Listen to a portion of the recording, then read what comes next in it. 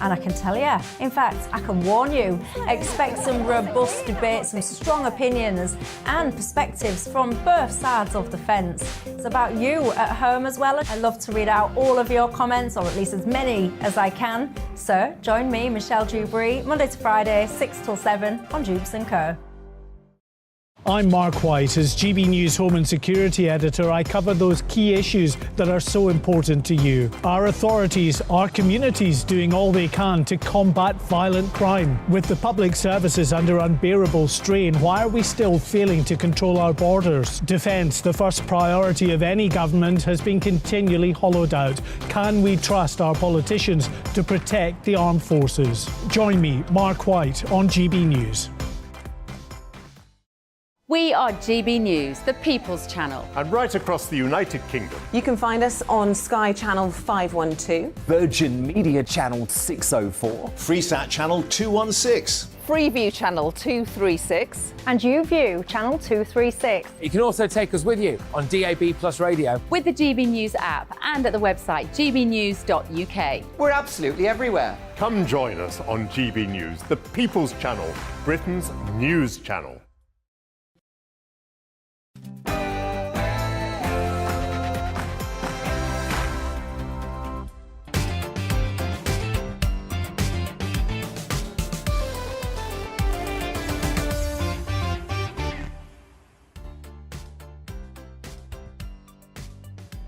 Today on GB News, I'm Dawn Neeson. Quite clearly not Bev, she's much more gorgeous, standing in for the lovely aforementioned Bev. I hope you've had a lovely Christmas. You're sitting on your sofa eating that leftover Stilton and chocolate. But today we're talking safety in Britain as the Prime Minister promises to make our streets and homes less threatening. Plus, we'll be covering more travel chaos. Oh, it's never ending as the strikes continue. Border Force workers are walking out today at UK Airport until New Year's Eve. All that and more after a look at the latest news.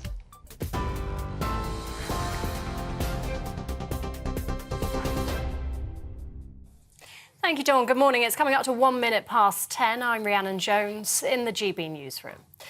The government says there are no plans to introduce mandatory COVID tests for visitors from China. Beijing announced it would reopen borders next week, and the country's ongoing COVID surge has sparked concern. China's reporting around 5,000 cases a day, but analysts claim numbers are being undercounted. The US has become the latest country to impose mandatory testing on travellers from China. Russia has reportedly fired over 120 missiles at Ukraine this morning, targeting a number of cities across the country.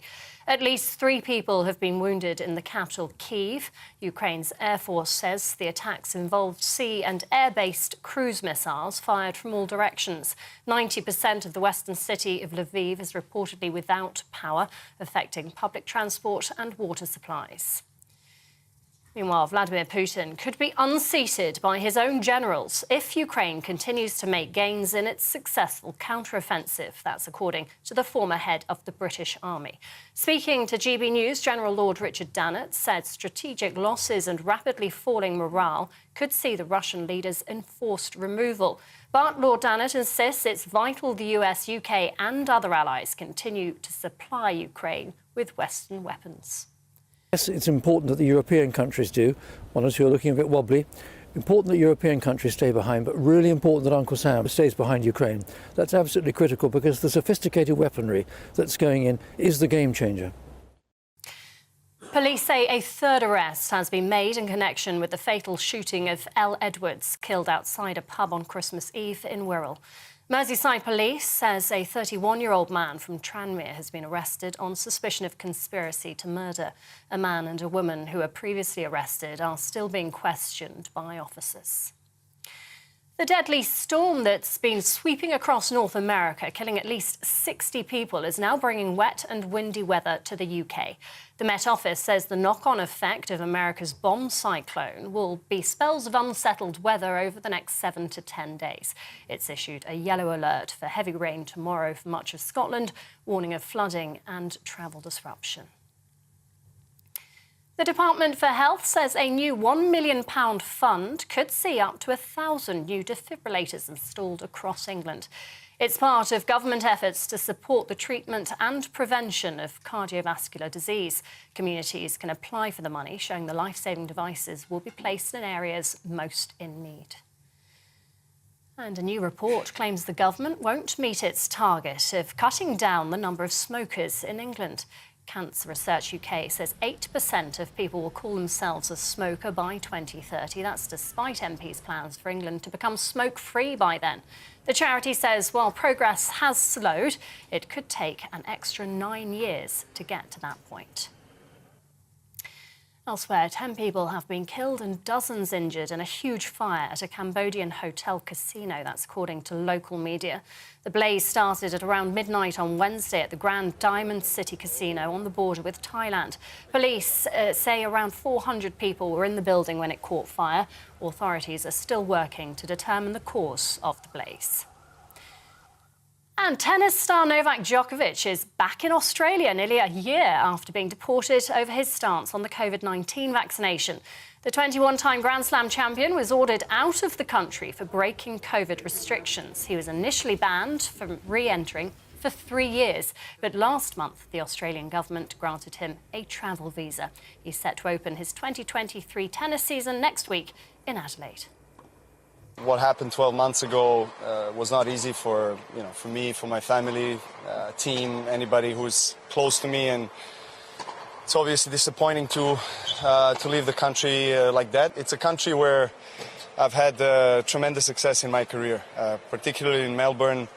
By far my most successful Grand Slam, won it 9 times, and Adelaide, as I said, 15 years ago, was one of the first professional tournaments that I won. This is GB News. We'll bring you more as it happens. Now, though, it's back to Dawn.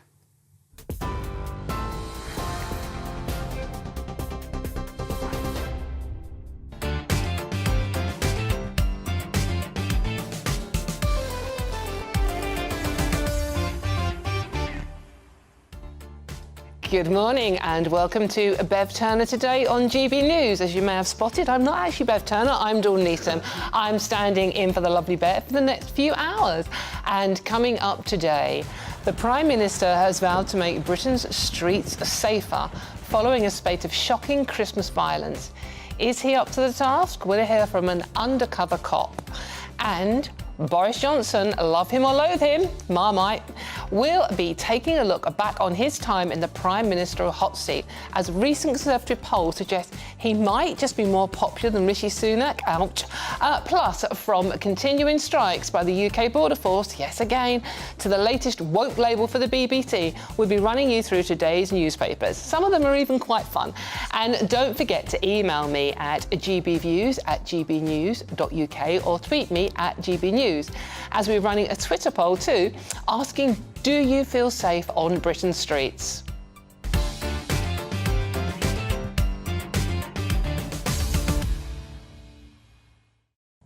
Now, the Prime Minister, yes, remember him, I think we've still got the same one this morning, has pledged to make Britain's streets safer, following a series of violent crimes which took place over the Christmas period. Labour are, for once, in agreement with the Tories, declaring themselves today as the party of law and vowing to crack down on crime. I think they've had a previous Prime Minister say that, haven't they? And with new research finding nearly 2 million reports of antisocial behaviour have been left unattended over the past 3 years, Sunak might have a big job on his hands. And today, it's a pleasure, an absolute pleasure, to be joined by Peter Blexley, a former Scotland Yard detective and undercover cop. And, of course, my lovely panel, a political commentator, Danny Kelly, and a broadcaster, Narinder Kaur. Thank you so much for joining me this morning, dragging you away from the settees and the leftover quality streets. We all overdone it, have we? We have. Have we all been good? There's none left over in No.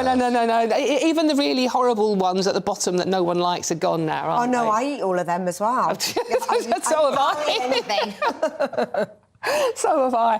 It's been one of those mornings. Right, OK. So this morning, Ukraine reported suffering a new wave of missile strikes from air and sea, with a presidential advisor saying more than 120 warheads had been launched across the country.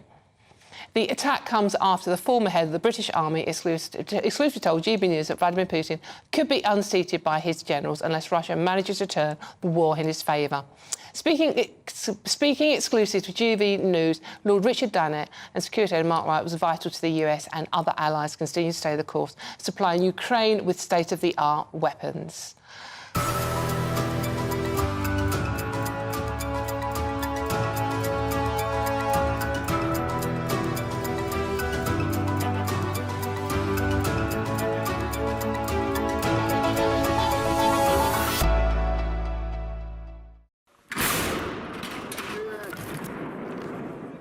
For the better part of a year, Ukraine has been under relentless Russian bombardment.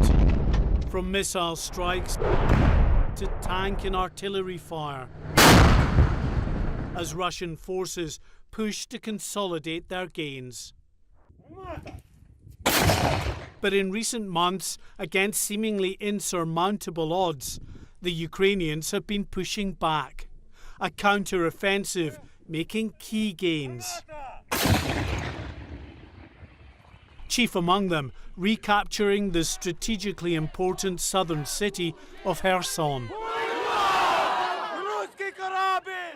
The former head of the British Army believes if Ukraine can keep up that momentum in the months ahead, then the Russian president could find it increasingly difficult to cling on to power. I could see a set of circumstances where the Russian military's morale would collapse. When you've lost the will to win, when you've decided that you're defeated in your own head, then you will lose. And of course, if that was to happen, that's a game changer. I think we would see a change of regime in the Kremlin. I think we would see Putin out. There's no doubting the bravery and resolve of the Ukrainians, but it's sophisticated Western-supplied weapon systems that's helped give them the edge in many of their encounters with Russian forces. Lord Dannett says it's absolutely vital that the US in particular stands firm in its support of Ukraine. Yes, it's important that the European countries do. One or two are looking a bit wobbly. Important that European countries stay behind, but really important that Uncle Sam stays behind Ukraine. That's absolutely critical because the sophisticated weaponry that's going in is the game changer. Also key is the continuation of the training of Ukrainian volunteers, particularly by Britain and Poland. Yeah, so I'm going to place the TMH at the front. I'm going to ensure that the pins, are pulled out as we previously did, yeah? Around 10,000 Ukrainians are being trained in the UK before returning home to take up the fight. In the months ahead, Ukraine has to keep up the momentum and continue making gains in its counter-offensive. Its stated aim to push Russia out of all Ukrainian territory. Defence analyst Lieutenant Colonel Stuart Crawford believes recapturing Crimea would guarantee their victory. He or she who controls the Crimea or holds the Crimea basically controls the Black Sea and the entrance to the Sea of Azov. If the Ukrainians manage to take Crimea, that might be the point at which they are prepared to negotiate for peace. In recent months, Russia has stepped up its strikes on key civilian infrastructure, heaping even more misery on Ukraine's population. Sadly, it is a grim pattern. The more military success Ukraine enjoys on the battlefield, the more its beleaguered towns and cities will suffer the effects of increased Russian bombardment. Mark White, GB News. Right, OK. A depressing, frankly, report there about an ongoing situation. But we are going to come back to the UK now and back to the safety on our own streets. Obviously, we're not suffering as those in Ukraine, and thoughts with them at this time of year. But my panel is Peter Blexley, former Scotland Yard detective and undercover cop, and, of course, my lovely panel, political commentator Danny Kelly and broadcaster Narendra Kaur. Now, all of us are here, and we have the paper spread out in front of us this morning, and two papers. The Daily Express, Rishi's pledge to make Britain's streets safer. And on the other side, we have The Times, as Labour are now the party of law and order, vowing to combat antisocial behaviour. Peter, I'm going to come to you first. You're the expert on this. Both parties now are talking about the explosion of crime, horrific crime we have witnessed over the Christmas period. I mean, we've had two young people, Elle Edwards and Cody Fisher, lost their lives going out for a night in a nightclub, knives and guns. We've had a 14-year-old stabbed in a shopping centre. It's just been horrific news over Christmas. And now both parties are coming out. They are the party that's going to tackle this. What do you make of what both of them have said this morning? I wish these words would come true. But sadly, the state of British policing is now, quite frankly, so catastrophic in many regards, and that's borne out by the number of police services that are in special measures. Yeah. And quite frankly, some senior police leadership, which actually sanctions and embraces waving flags, painting police cars, and this other kind of nonsense, which really has nothing to do with the fundamental core aspects of policing, which is keeping the streets safe, preventing crime, and when crime is committed, investigating it. And if anybody's in any doubt about that not being done, let's recall yesterday's headline of 1,145,000 crimes of theft and burglary not being investigated. They're just not. And we've also, on top of that, we've got rape prosecution rates at an all-time low. 1.6%? That's astonishing. Burglary, 6%. Robbery, 4%. I mean, 1 million thefts unsolved, as you just said.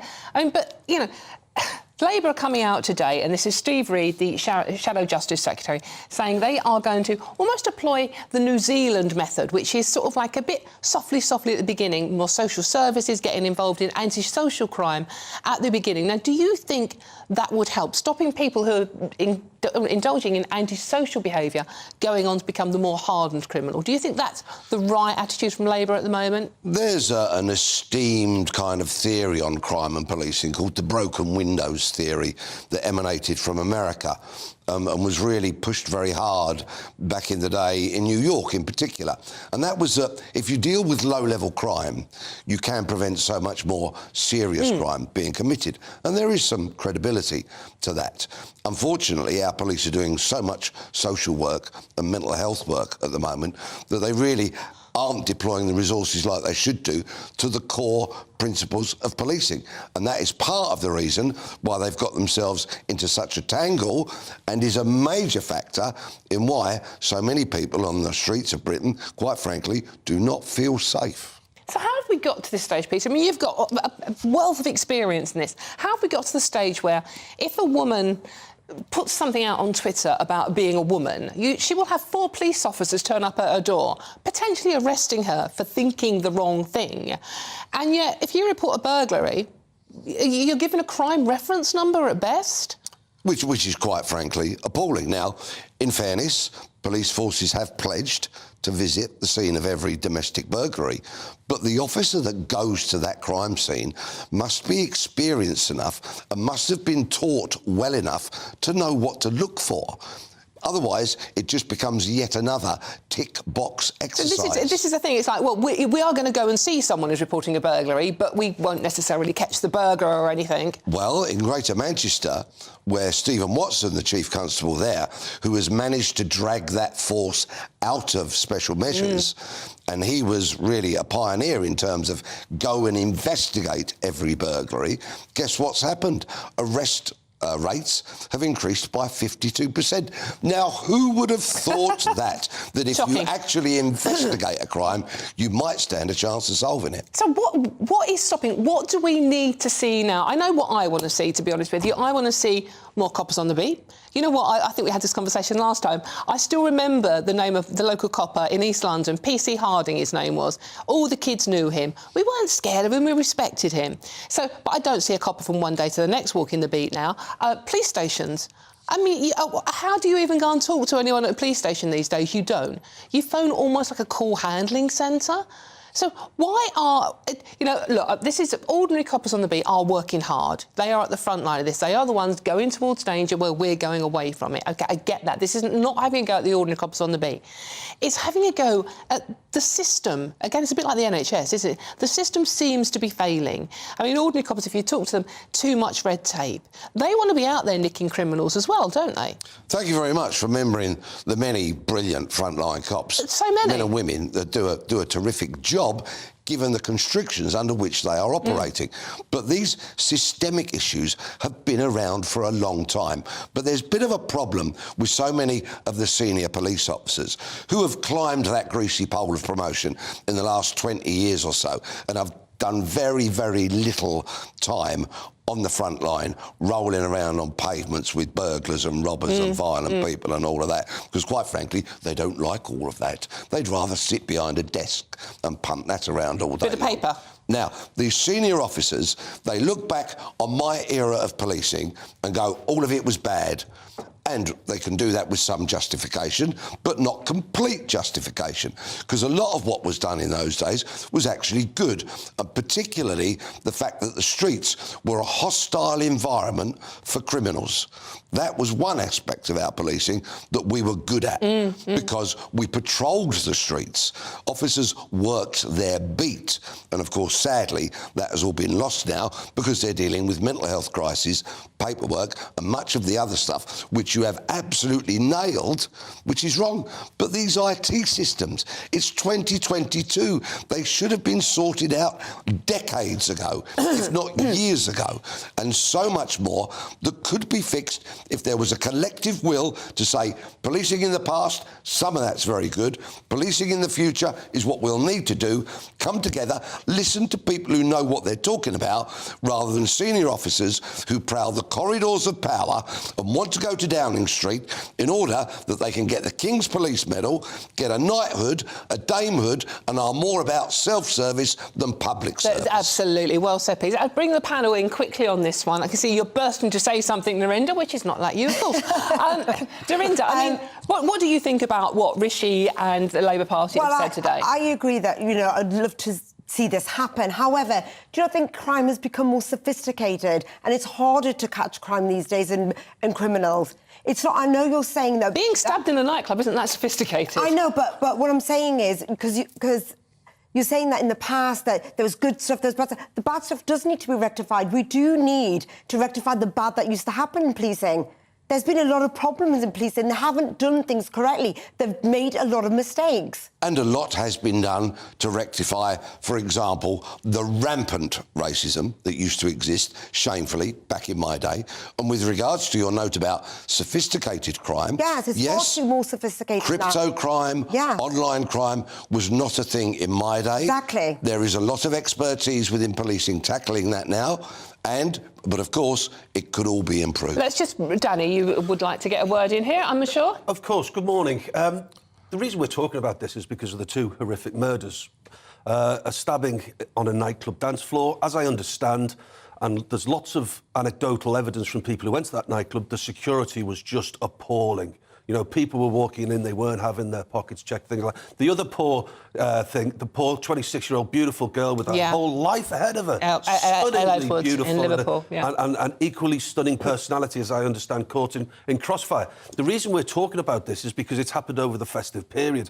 As a Scouser living in the Midlands, working in London, stabbings happen a lot in London. And they happen a lot in big cities, but disproportionately, from my perspective, they happen a lot in London. We're talking about it because it's at the festive period. What are they going to do about the rest of the year? Have they put anything substantial? What are they saying about getting a grip on crime? You're saying stabbings in London, but what about the gun crime in Liverpool? Where are they getting guns? Of course. Where are they getting guns from? Yeah. What I get confused about, I have trouble getting a bottle of water into a club occasionally, and these people are walking in with guns and knives. How? What's going on in Liverpool? Well, Liverpool is the port city where all the drugs come in, predominantly. Peter is an expert on this. And if you can control the source of drugs, you can control the distribution of drugs and your own personal wealth. And in order to do that, you have rivals, and that's why there are so many guns. But have the Tories actually said, this is what we're going to do? Boris Johnson, one of his achievements, I know he said he wanted 20,000 more cops. He actually, I think there's about 14,000, 15,000 more bobbies on the beat. So is that at the shortfall? Are we missing the 5,000? And then it's going to be a safer place? Can I just say... Unfortunately, we have to... You can always just say, Narendra, it's a gift you have. But you can say after the break. OK. And after this break, could Boris Johnson be more popular than our current Prime Minister? See you after this. As I've already said, short break.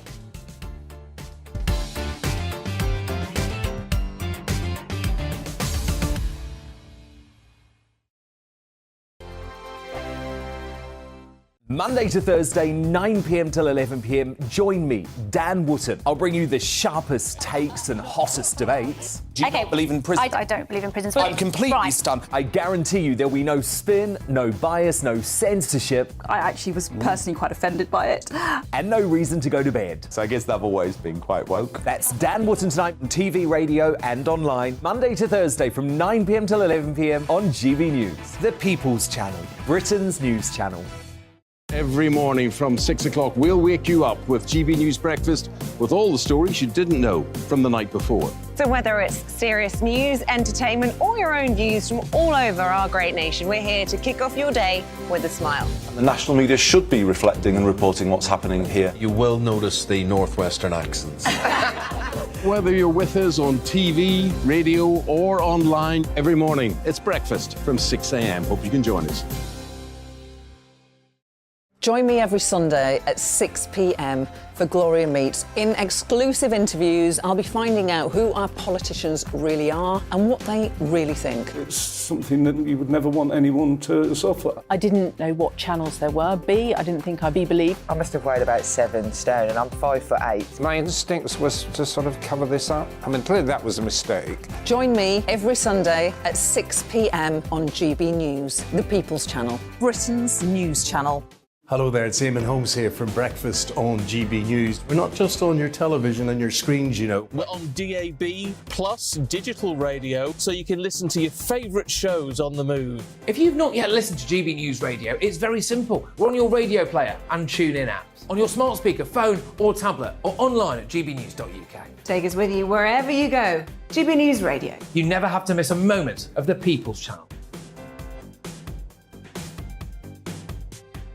My name's Tom Harwood and join me 9:30 a.m. every weekday for The Briefing, your one-stop shop for everything you need to know about what's going on in politics today. I wonder if this is a deal that might need to be like the biscuits in this factory, twice baked. Is there not an opportunity here to win out against the extremes? Tom Harwood, GB News. What are you going to do about it?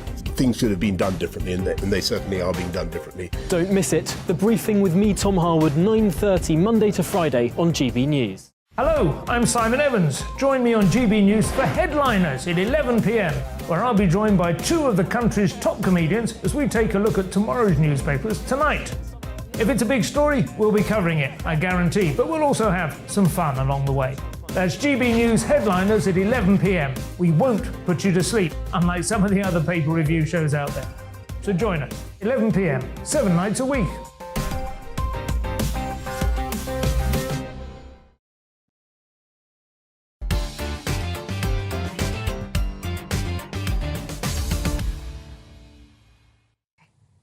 Boris Johnson, a name that definitely has Marmite-like tendencies, or the very last quality street at the bottom that no one likes.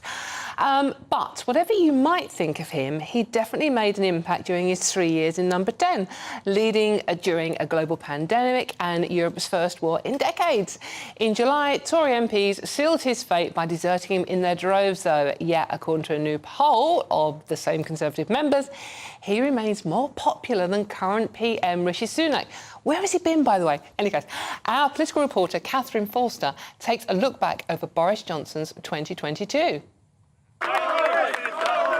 Just 2 years earlier, Johnson had won an 80-seat majority on his promise to get Brexit done.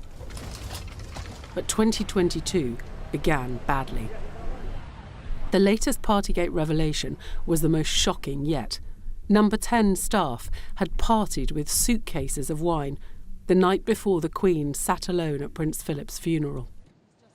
The Prime Minister apologised to Her Majesty for the behaviour of his staff. Tory grandee David Davis was scathing. You have sat there too long for all the good you have done. In the name of God, go. Partygate took a back seat when Russia invaded Ukraine in February, and Johnson led the West's response in offering strong support to Volodymyr Zelensky. How are you? In Ukraine, the beleaguered British Prime Minister became a hero. Back home, in April, he was fined by police for breaking lockdown rules by attending a brief birthday gathering in June 2020. Today, I've received a fixed penalty notice from the Metropolitan Police. Let me say immediately that I've paid the fine and I once again offer a full apology. In May, Sue Gray's long-awaited report into lockdown gatherings was finally published. It was damning. The Conservatives did terribly in local elections and lost by-elections both to Labour and the Lib Dems. Many Tory MPs had had enough. A confidence vote followed on the 6th of June. I can announce that the Parliamentary Party does have confidence. An uneasy truce ensued until Deputy Chief Whip Chris Pincher was suspended for sexual misconduct, and Downing Street's ever-changing recollections of what Johnson had known and when became too much for MPs to bear. Health Secretary Sajid Javid resigned first, followed minutes later by Chancellor Rishi Sunak. The following day, ministers resigned faster than Johnson could replace them. On July the 7th, he admitted defeat. And I want you to know how sad I am to be giving up the best job in the world. But them's the breaks. He channeled Arnold Schwarzenegger in his final PMQs. Hasta la vista, baby. Thank you. Come September, he met the Queen and in his final speech obliquely hinted at a possible return. Like Cincinnatus, I am returning to my plough. Cincinnatus was a Roman general who returned to office in his country's hour of need. Later, Liz Truss's premiership had imploded, and the Conservative Party needed another leader fast. It couldn't be Johnson, could it? As the calls to bring back Boris grew, he raced back from his Caribbean holiday and hit the phones. He and the favourite Sunak met, but on the Sunday night, Johnson announced it was not the right time and withdrew. Since then, he's joined rebellions on onshore wind and says he will fight the next election. Johnson has made over £1 million for just 4 speeches. Analysts say he could make £5 million a year. Some comfort, perhaps, for the man who wanted to be world king. Catherine Forster, GB News. Well, there you go, bozo. What do we reckon? Blubbering clown. Back to my... You know what? I'm gonna... big blubbering clown, and people still find him popular. I think the British public love... Lorenza, stop sitting on the fence. Come on, anyone think you're Keir Starmer. They just love a personality in this country, which I love a personality. But he was no good. Why is he more popular than Rishi Sunak? I mean, I'm not going to say why I really think. Why do you really think? Why do you really think? I think because Rishi Sunak's brown.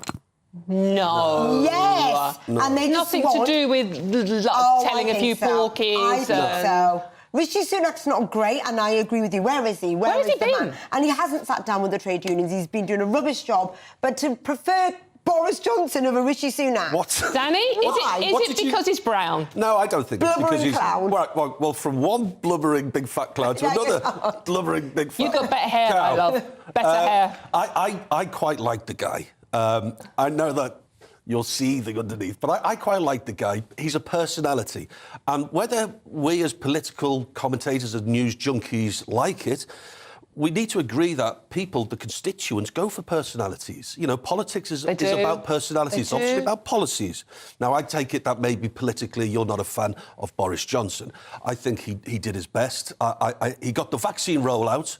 That was a benefit. That's the only thing people keep coming back with is his vaccine. That's the only thing. I know. No, you're right. He did win a landslide election as well. Yeah. Because he said he'd get Brexit through and then he didn't. And come on, there's a lot of lying going on. You know, the Ukraine thing, I think he used that as a bit of a smokescreen, a bit of a convenient smokescreen to take the heat off him in London and the UK. Yeah, yeah. That's why he was jetting off all the time. Maybe just But why is he still popular then, Dawn? I'm going to the break because because I have to be completely neutral in this argument, obviously. But in any case, after the break, I'm going to take you with this too through today's papers. That's after the news.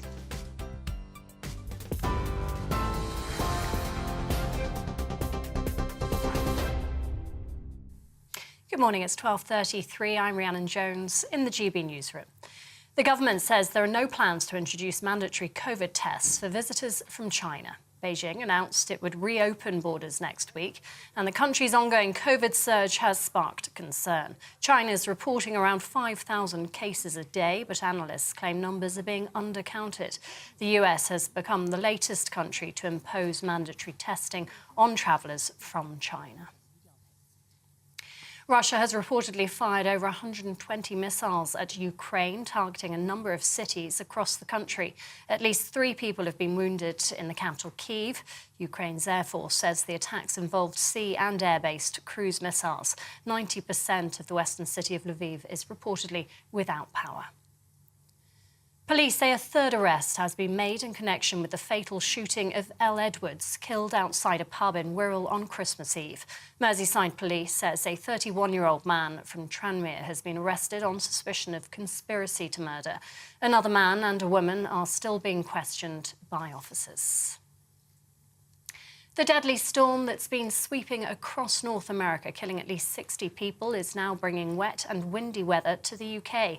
The Met Office says the knock-on effect of the bomb cyclone will be spells of unsettled weather over the next 7 to 10 days. It's issued a yellow alert for heavy rain tomorrow for much of Scotland, warning of flooding and travel disruption. And some breaking news just in the last few minutes, police say a third man has been arrested on suspicion of murder of footballer Cody Fisher. Mr. Fisher was stabbed to death in a Birmingham nightclub on Boxing Day, and we'll bring you more on that story as we get it. TV online and DAB Plus radio, this is GB News. Don't go anywhere. Dawn Neeson will be back in just a moment.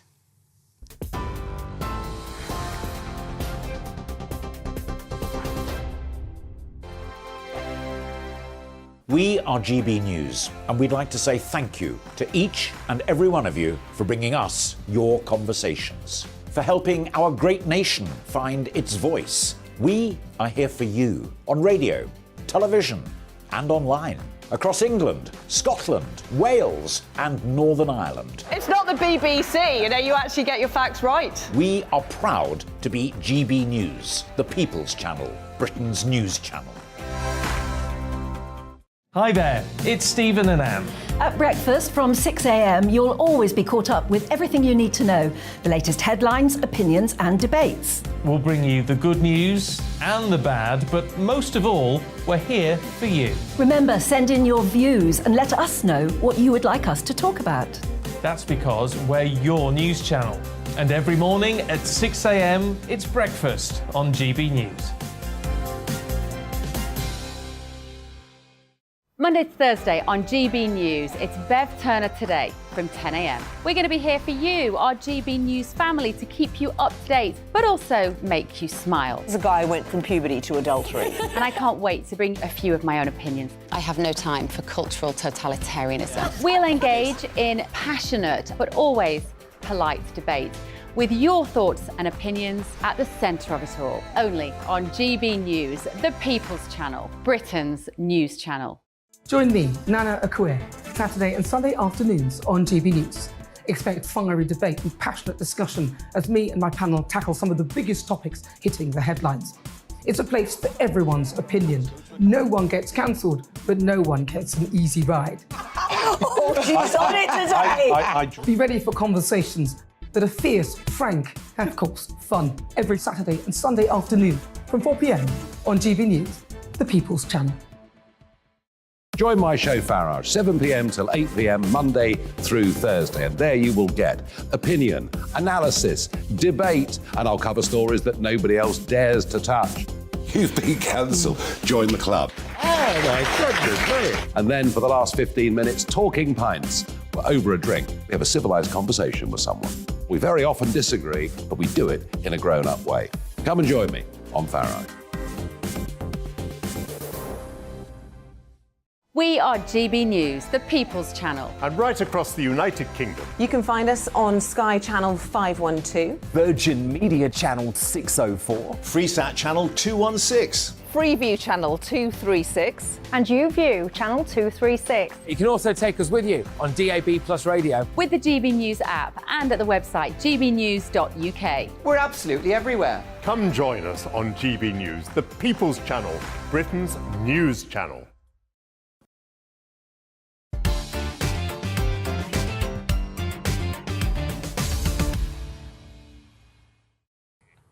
Welcome back. I can't tell you what we've just been talking about during the break because I'd have to kill you then. To kick off this half of the programme, we are going to bring you up to date on all of today's front pages. Now, obviously, my panel have read all these in full. Yep, she says, looking at them very nervously. So we're going to kick off, I think, actually, with The Telegraph, because, Marinda, you quite like this story about the BBC on the front of The Telegraph, don't you? So it's saying here BBC is going for woke and rewriting British history. The BBC is rewriting British history to promote a woke agenda. Now, Danny. I'm ex-BBC, Narinda. Now, you tell me that this isn't true, or is it true? This is a specific criticism of a series of documentaries where, quite understandably, people have gone around the world to highlight the evils of the British Empire. Now, the critics for this article are saying that, OK, yes, the UK, or sorry, Great Britain was guilty, but it also needed balancing with some positives that came out of it. Why did it? Well, that's my point. We've had years and years and years of it not being balanced. Yeah. Why can we not have it overbalanced the other way now? And we do need to tell the truth. So they're not being woke, because they're just being truthful. Well, OK, now, the BBC being woke, I can speak more broadly about that, because the BBC is very inclusive and it's big on diversity. When that poor lad, George Floyd, was murdered in Minnesota, the whole landscape, the media landscape, changed completely. And the BBC threw £100 million at diversity and inclusion. And we notice it on the screens. Why did it have to take a death for them to do that? Well, hang on, let me come back at you. So we hear it on the radio, we can hear discernibly black voices,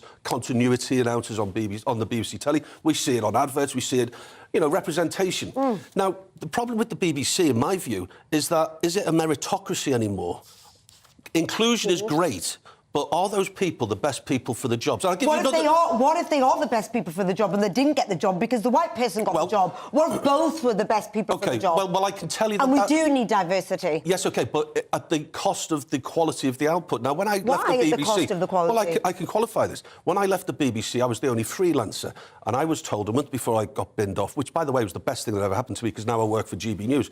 They said that the lineup is too old and too white, the listeners are too old and too white. Yeah. Now, they have now a very diverse lineup, and the figures have gone through the carpet. So that's how I can tell you that we need to get black and brown people off the air to get the ratings up. Well, the thing is, we pay for the licence fee. So why should we pay for something that isn't as good? Because it has to be fair. We need to be representative. Yes, but it's not going woke for rewriting British history. But they're not mentioning the good things, are they? They're mentioning sort of like, slavery and all that sort of thing, but not mentioning that we ended slavery. But that's just one little thing. We need to be... It's a fairly big thing, actually, Narinda. That's like saying you chucked a bucket of water on a fire you started. I don't buy that we ended slavery, because we were the genesis. We started slavery. But that article also, the criticism of the television programme, it doesn't say that there was plenty of black people involved with slavery as well. So whenever you hear... It's not strictly true we started it, because there were lots of African countries are enslaved in fellow African countries. It seems to me you both seem to want to have this whole history written, but fairly. No, I haven't said that once. It's not always written fairly. I haven't said that once. What I have said is that's the detriment of BBC output, and it's demonstrable. The figures have gone through the carpet for local radio because of their insistence on diversity. So there's a fact. And you see it on the telly, and it's disproportionate. It's sometimes, Narinda, it's like you can see an advert break, and everybody is black.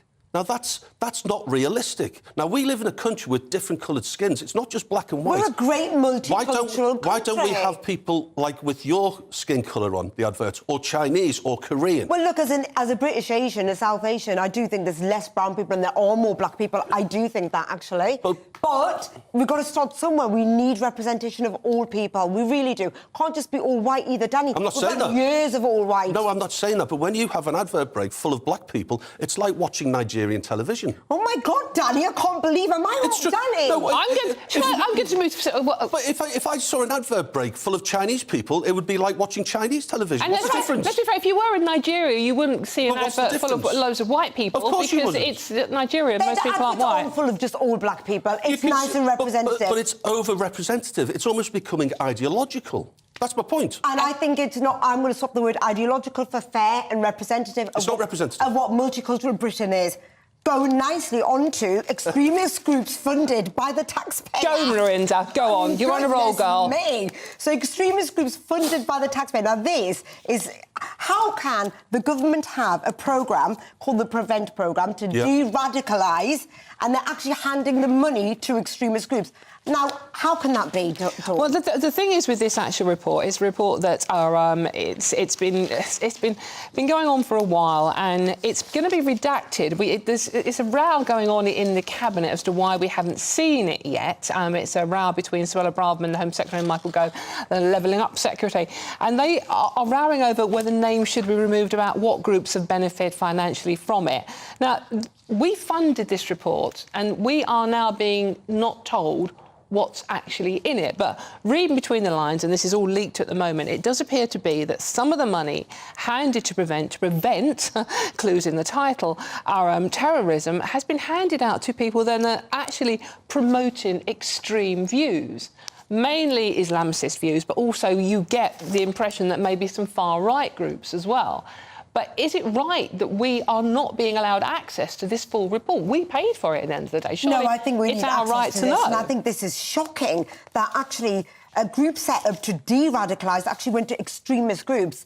That's shocking. We need to identify the groups as well. Yeah, we but need this to know is what which they're trying groups. to keep quiet. Yeah. Because that will, because you know why they have to keep quiet? Because it will lead to Islamophobia, and it could lead to, Danny, you name those groups and they could get attacked. Yeah. People, Far-right innocent lunatics, people could get attacked. Yeah, yeah. And you could have terror attacks, as in people could go and attack these groups and hang on. I'm not sure. Are they Islamic groups? You mentioned far-right, Dawn. Well, yeah, Taliban. this is a really... Taliban. Yeah, but that's not far-right. That's Islamist. Yes. So far-right are these, you know, the people who hate Muslims. They're far-right. And I can't see...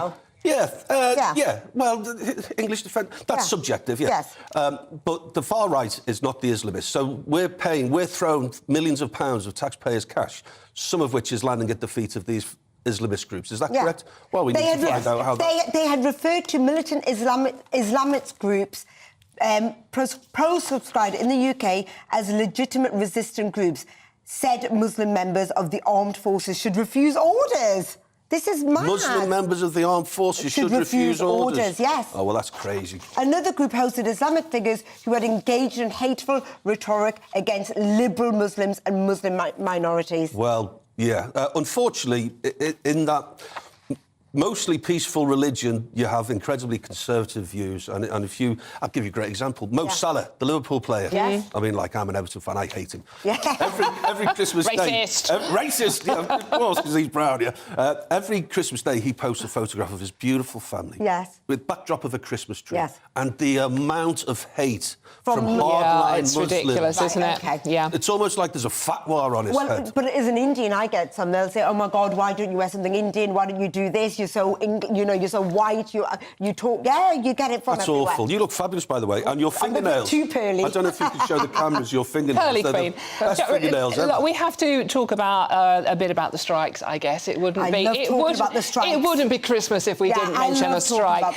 This is the front page of the Times. Union chief. It's a matter of time before we synchronise strike action. Now, I'm old enough and ugly enough to remember the flying pickets that Margaret Thatcher banned, where literally all the strikes were coordinated to cripple the country. Yep. So do we think that the fact that they are now trying to organise this again is the way that the union should be going? Is this now political, more about bringing down the government and less about what the workers actually need? It is political, and I tell you what, they're in trouble. I know that you're pro-strike, but Labour are even saying that's 17 or 18%. Sorry, the nurses are after 19, aren't they? Yeah. Labour are even saying that's just out of reach, and that's just ridiculous. They want to start at 9. It's a negotiating point. They know they're not going to get 19. But they're Let's not going to win the public over, are they, with 19%? Well, I don't think this is political at all. I'd like to to think the great British public are honest and they're not lying and they do just need that pay increase because actually they don't want the BMW or the 5-bedroom house. They're just trying to survive.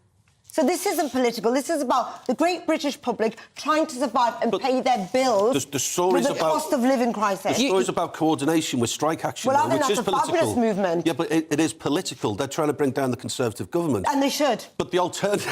And they should, But the because they need alternative bringing down. is Labour, yeah? But Labour are already saying they're not going to give the nurses 19%. But they'll give them something better than what the What Tories... percentage would you say was OK? I would say about 12%. That's unaffordable. I'd love a 12% pay rise, wouldn't you? I'd say 12%. OK, but that's going to cost billions and billions and billions. Well, but the government have wasted billions and billions and billions, and we're happy not to talk about that. I've got one final story The teachers for will be you. next. They want the 12%. Well, yes, One final story. We're OK, gonna bankrupt ourselves. let's have some fun, right? OK, Santa didn't go on strike. We all got Christmas presents here. Some people got half-used tins of deodorant and hairspray and out-of-date chocolate. So, yeah, it was me. Hello.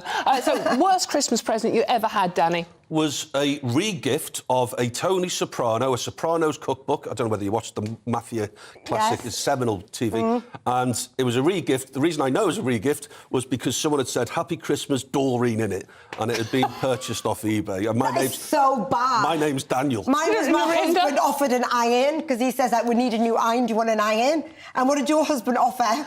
It might have been a Hoover. Boys, never give a woman something with a plug on it for Christmas. It's really not a good idea for your health. Right, we have to move on from that one. Now, talking of a controversial subject, the Royals. The Royal Mint has unveiled its new collection of commemorative coins, and King Charles III, still hard to say that, portrait isn't the only change. The NHS and the Windrush generation are celebrated too. And furious fans of Duchess of Sussex, yes, her again too, have branded the publisher a Politico racist and demanded the outlet apologise for branding the royal a narcissist and likening her to Donald Trump. Well, I'm not seeing the joy in there either. Right, OK, so joining me now to talk us through this lot is royal commentator Jenny Bond. Hello, lovely Jenny. Thank you for joining us this morning. Dragging yourself away from the settee and the Stilton and the Quality Street. I know you were. Right, Jenny, let's talk us through this. What do you want to start with, the coins or Meghan and Harry? Well, the coins are interesting, I think. Yes, let's start with something fun. That are being brought out, as you say. We're just about getting used to the idea of King Charles being on all our coins. And as of the new year, all the new coins will have his profile on it, facing the other way to the Queen's, because every monarch, they change direction. And as part of the commemorative coins that are going to be brought out, yes, they're going to be commemorating the work of the NHS and also the Windrush generation, the 75th anniversary of the sailing of that ship. So I think, that's a little different again from King Charles. There have always been commemorative coins through the reign of Elizabeth, but generally they have marked things like Jubilees or Winston Churchill, great leaders. They did have one for the Olympics and they had one for the winning of the World Cup, but nothing quite so socially conscious, I don't think, as the NHS and the Windrush. Jenny, how much would Charles have had a say in this? I mean, would it have been his decision to include the NHS and Windrush?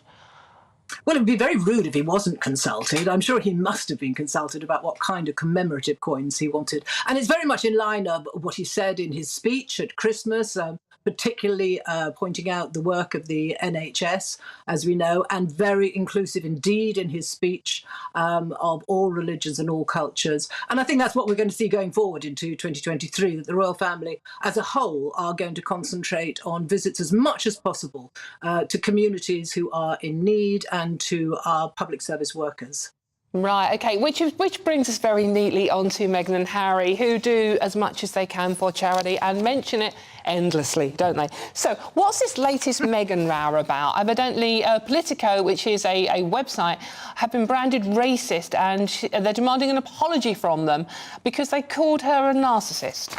Narcissist, racist? Can you talk us through this one, Jenny? Well, yes, Joanna Weiss, who contributes to Politico, said that it was time for us to end all this narcissism, really, and accused, I suppose, Meghan Markle of being a narcissist and bracketed her along with Donald Trump, with Elon Musk, with Kanye West, and one or two others. I don't think Harry and Meghan have complained about it at all, but the Sussex fans certainly have, and they're demanding an apology from the website. I think perhaps it's unfortunate to bracket Meghan with others who, as the critics have said, some are criminals and some are profoundly disliked, such as Trump. I mean, I don't think anyone would quarrel with the idea that Trump was a bit of a narcissist, loves himself hugely, and maybe you want to accuse Meghan of that as well. I don't know. That's really another argument. But the Sussex supporters have claimed that this is a racist remark, which I don't actually get, because last time I looked, Kanye West was definitely black. So Yeah. I don't know why they think it's racist, but it's rude, certainly. And you say Harry and Meghan haven't complained, not in so many words themselves, but I do notice one of the people who's very vocal about this being a racist attack on Meghan is Christopher Boozy, who is a good friend of Meghan's and was actually part of that Netflix documentary, wasn't he, defending Meghan on that one. And he is saying, West is an anti-Semite, and Markle's only offence is defending herself whilst being black. So I do wonder how much they might have been allowing their friends to complain about this piece. Yeah, that's true. He is very close to them, and if he says that, I'm sure it would be with their approval. There's been no official demand for an apology thus far, but clearly, I think you're right. They're not very happy with what Joanna Weiss has said. Right, brilliant. And Jenny, do you think they have exchanged Christmas cards with Charles and William this year? Wouldn't it be nice to think that they were kind enough to do that? I mean, they preach kindness and compassion and empathy. And, I thought at the funeral that was the opportunity for this rift to be healed, or the beginning of the healing of the rift, but it hasn't happened. It would have been lovely. It would have been a lovely Christmas present. Thank you so much, Jenny, for joining us. Right, that's the end of our first hour. It's flown past. Thank you for joining us. I'll be right back with more after a short break.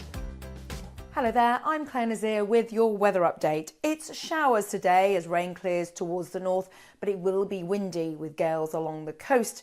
Now, temperatures typically will feel a bit fresh, cold in the north. So you can see a squeeze on the isobars. This system here is a band of showers which move across the country as we head through this afternoon. And then, as you can see, through the next few hours, some brighter skies happening across much of England and Wales.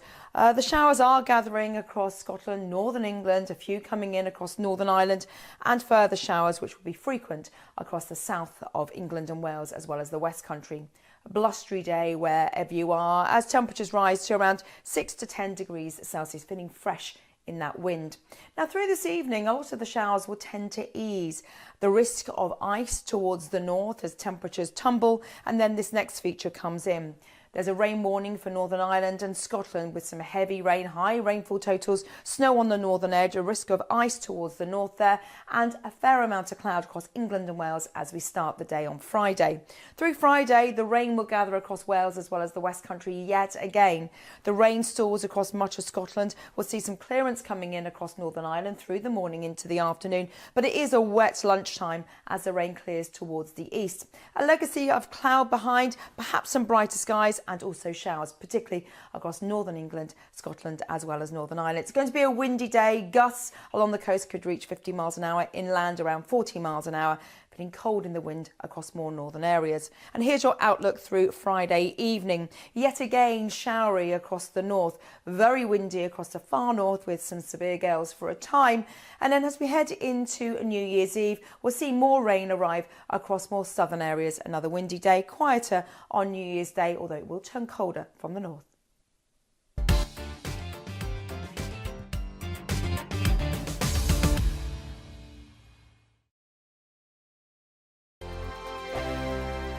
Monday to Thursday nights on GB News. At 6, it's Dubes & Co. 7 o'clock, Farage. At 8, join Mark Stein. And at 9, Dan Wootton Tonight, followed by Headliners. On TV, radio and online. This is GB News. Here on GB News Live, we'll be keeping you in the picture, finding out what's happening across the country and finding out why it matters to you. We'll have the facts fast with our team of reporters and specialist correspondents. Wherever it's happening, we'll be there from 12 noon on TV, radio and online. GB News, the People's Channel, Britain's news channel. Hello, I'm Michelle Dewberry, and you can join me every weekday 6 till 7 on Jubes and Kerr. Me and my panel will get stuck right into the day's events, and I can tell you, in fact, I can warn you, expect some robust debate, some strong opinions and perspectives from both sides of the fence. It's about you at home as well. I love to read out all of your comments, or at least as many as I can. So join me, Michelle Dewberry, Monday to Friday, 6 till 7 on Jubes and Kerr. We are GB News, the People's Channel. Why not take us home with you by visiting the GB News shop at gbnews.store? You'll find all the official merchandise, a really good present actually for yourself, your friends or your family. We ship across the UK mainland at no extra cost. GB News, the People's Channel. I'm Mark White. As GB News Home and Security Editor, I cover those key issues that are so important to you. Our authorities, our communities doing all they can to combat violent crime. With the public services under unbearable strain, why are we still failing to control our borders? Defence, the first priority of any government, has been continually hollowed out. Can we trust our politicians to protect the armed forces? Join me, Mark White, on GB News.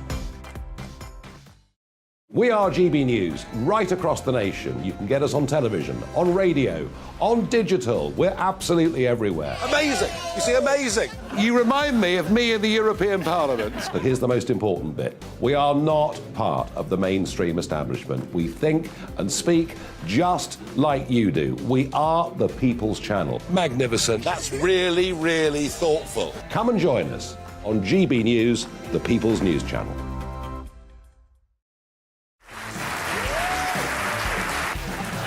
My name is Andrew Doyle. Join me every Sunday evening at 7 p.m. for Free Speech Nation.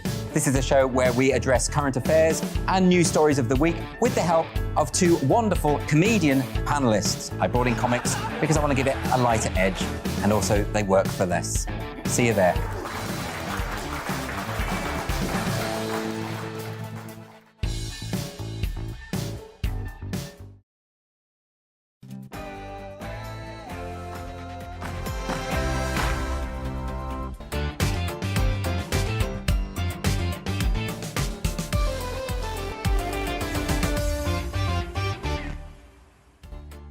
Good morning and welcome to Bev Turner Today. Obviously, I'm not Bev Turner.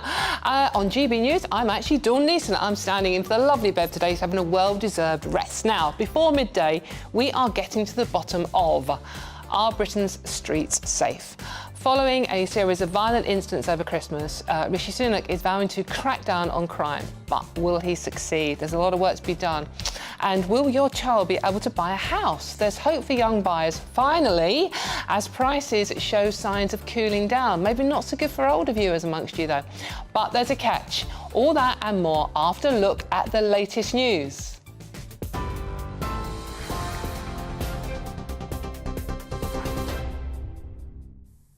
Good morning, it's 1 minute past 11. I'm Rhiannon Jones in the GB newsroom. The government says there are no plans to introduce mandatory COVID tests for visitors from China. Beijing announced it would reopen borders next week, and the country's ongoing COVID surge has sparked concern. China's reporting around 5,000 cases a day, but analysts claim numbers are being undercounted. The US has become the latest country to impose mandatory testing on travellers from China. Russia has reportedly fired over 120 missiles at Ukraine, targeting a number of cities across the country. At least 3 people have been wounded in the capital, Kyiv. Ukraine's Air Force says the attacks involved sea- and air-based cruise missiles fired from all directions. 90% of the western city of Lviv is reported without power, affecting public transport and water supplies. Meanwhile, Vladimir Putin could be unseated by his own generals if Ukraine continues to make gains in its successful counteroffensive. That's according to the former head of the British Army. Speaking to GB News, General Lord Richard Dannatt says strategic losses and rapidly falling morale could see the Russian leaders enforced removal. But Lord Dannatt insists it's vital the US, UK and other allies continue to supply Ukraine with Western weapons. Yes, it's important that the European countries do. One or two are looking a bit wobbly. Important that European countries stay behind, but really important that Uncle Sam stays behind Ukraine. That's absolutely critical because the sophisticated weaponry that's going in is the game changer. Police say a third arrest has been made in connection with the fatal shooting of Elle Edwards, killed outside a pub on Christmas Eve in Wirral. Merseyside Police says a 31-year-old man from Tranmere has been arrested on suspicion of conspiracy to murder. A man and a woman who were previously arrested are still being questioned by officers. Meanwhile, a third man has also been arrested on suspicion of the murder of footballer Cody Fisher. That's according to police. Mr. Fisher was stabbed to death in a Birmingham nightclub on Boxing Day.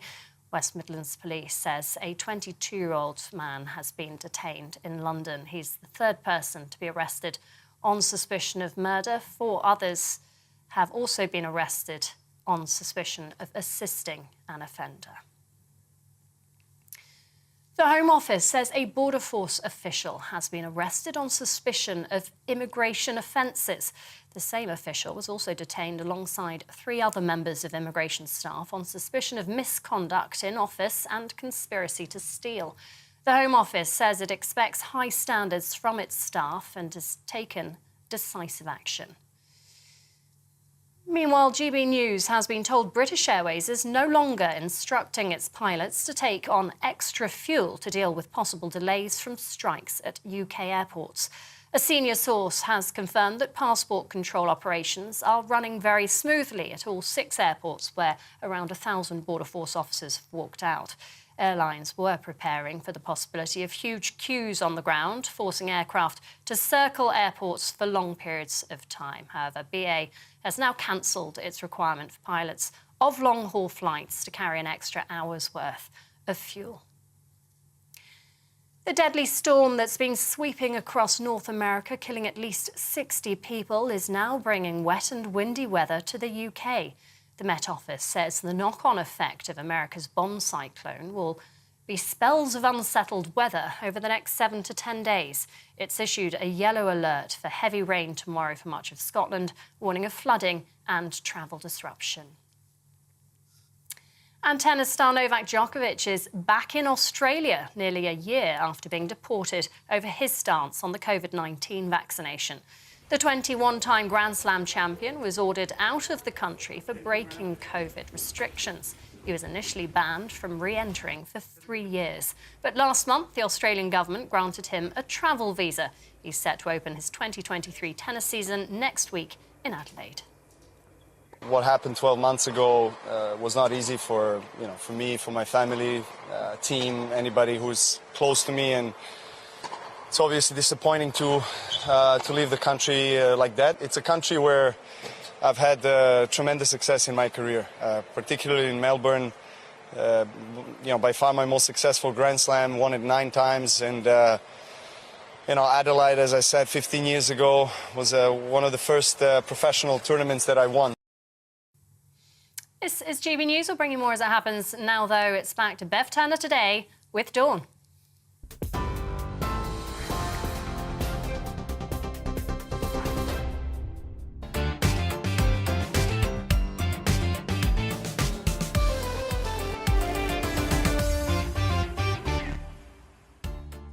Good morning, I'm Dawn Neeson, identifying as Bev Turner for the next hour. Coming up today, Prime Minister Rishi Sunak pledges to make Britain's streets, quote, safe for everybody, following a series of horrific incidents over the festive period. I'll be asking if you feel safe on the UK streets. Please have your say on this, because it's such an important issue, isn't it, on our Twitter poll, and I'll be revealing the results soon. And are house prices finally starting to cool down, and for all the wrong reasons? I'll be joined by a property expert to discuss whether your family's homeowner dreams could come true in 2023. And new year, new you. We're coming into diet season. We're giving up everything fun, booze, food, we're doing exercise, you know. Some weight loss tips are plastered over the papers and social media constantly today, aren't they? But health experts are warning us that fad weight loss schemes may be doing us more harm than good. So finish that last Quality Street. Yes, I am obsessed with Quality Street. All that and more, so do stay with us.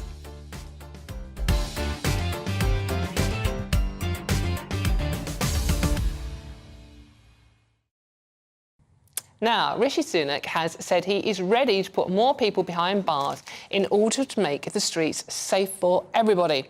The Prime Minister's pledge comes after a series of violent crimes over the Christmas period. But are these just empty promises? I'm really happy to say now I'm going to be joined by Norman Brennan, a retired police officer of 31 years and a founder of the Law and Order Foundation. And there you are, Norman. Lovely. Thank you so much for joining us in this weird in-between Christmas-New Year period that hasn't been the happiest, has it? Now, Norman, we've got two stories today. We've got Labour vowing to combat antisocial behaviour and Rishi Sunak promising to make streets safer for us all. What do you make, first of all, of these two stories and what these people have said? Well, first of all, let me explain. I'm non-political. I'm probably one of Britain's longest independent police and law and order campaigners for 43 years. So in answer to both stories head on is that as a serving police officer and also as a law and order campaigner, I have heard the same story year in and year out for 43 years. We are promised by the political party that's in power a tidal wave of reform and crackdowns, and by the time the tidal wave hits the streets, it's no more than a trickle, and sometimes it's invisible. It suits the headlines at the time, but it's the police, the victims and the public that really know the truth. The police know that they're unenforceable. We don't need new laws. We've got the laws. What we need are police officers.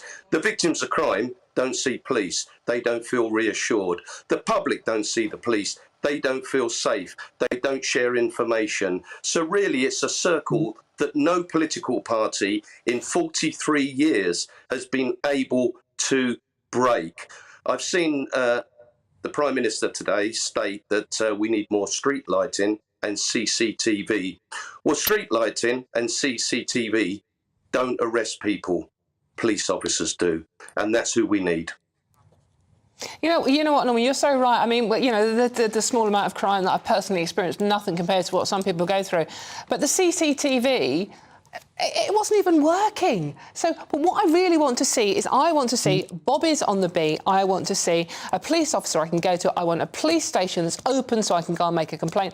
I don't want to phone a call centre. I don't want a crime reference number. I actually want to see that, you know, the likes of your good self actually out there nicking crooks. Well, I'll be quite honest, Dawn, you're absolutely right. Many people, including tens of thousands of police officers, would like to see Theresa May in the dock, along with the criminals. 12 years ago, she crippled policing and the criminal justice system by reducing frontline police officers by 22,000 police officers, tens of thousands of backroom staff. As a result of that, you had less police officers dealing with more with no backup. And it was a field day for the criminal element. Nowadays, like you, Dawn, and many people watching this programme now, never see a police officer. I'm ashamed to state, and I represent police, I'm the independent voice for them, that really comes on programmes like yours and tells you the truth. The police themselves are in despair. The public never see them. Well, what happens when the public and victims never see the police? They lose faith. They lose confidence. They don't report crime. They don't make statements. They don't attend courts. And as a result of that, the streets become lawless. Clearly, we have got major problems with gang crime in Britain. We have over 4,000 gangs, upwards of 100, mostly between 10 and 20. We have 200 gangs in London. The streets, or some of them, are out of control in places like Liverpool, Manchester, Birmingham and London. And the only way to tackle these is to the police to get out on the streets. When we're out on the streets, we interact with the public. They talk to us. They feel reassured. They want to tell us things that they otherwise wouldn't. We then go back and put it on the intelligent forms, which means that we have control of the streets. If you want to know what my true belief to tackle law and order in Britain is, and I call it law and disorder now, is as well as recruiting back the 20,000 police officers that the police service have lost, we need to recruit 20,000 more police officers. We need to swamp the streets of Britain. We need to put our hand out to the public, to the communities, to shopkeepers. We need to regain the lost confidence, because if we don't do that, all we're going to hear, Dawn, and see is the same headlines. Dreadful crime, shooting of a woman, child shooting a child. We must do more. We're doing this, we're doing that, we're doing the other. The headlines are great, but when the headlines are gone, guess what returns? Criminality, and the streets are out of control. And I promise you this, I know the police have gone through hell over the last few years. They've had dreadful headlines. Well, I meet the men and women that have got families that join the police service to make society safe. And they're as frustrated as the public and victims of crime when they cannot do the jobs. Take the handcuffs and shackles off of them, give them 20,000 more police officers, and the criminal justice system stop releasing persistent offenders time and time again with 20, 30, 40 previous convictions, because the police, all they do is chase their tails, and who loses out is to the detriment of the public and victims of crime. Brilliantly said. Thank you so much for joining us this morning, Norman. A lot of sense spoken, and already a lot of messages coming in support of what you've just said. Thank you. We'll let you get back to hopefully a happier festive period now. Right, all morning we have been asking if you feel safe on Britain's streets via our GB News poll on Twitter. And so far, almost 2,000 of you have voted. 78% of you say no, you don't feel safe. Just 22% say yes, you do feel safe. So it doesn't sound good, does it? I mean, you know, Rishi and Labour can say what they're saying, but it doesn't seem to be getting through. But please have your say at GB News. Loads of you have been getting in touch. Let's go to some of those now. John from Lancashire, you say, I know how to stop the current crime wave. More police, exactly what Norman said. Armed and properly paid, I'm not sure about the arm bit. And instead of tying their hands together with paperwork and bureaucracy, allow them onto the streets to do their job. Simple. I wish it was. James says, until we bring back random stop and search, again, a very thorny issue, the streets will not be safe. The criminals do not worry about being caught with weapons. And that seems to be, from what we've seen over the Christmas period, the truth, doesn't it?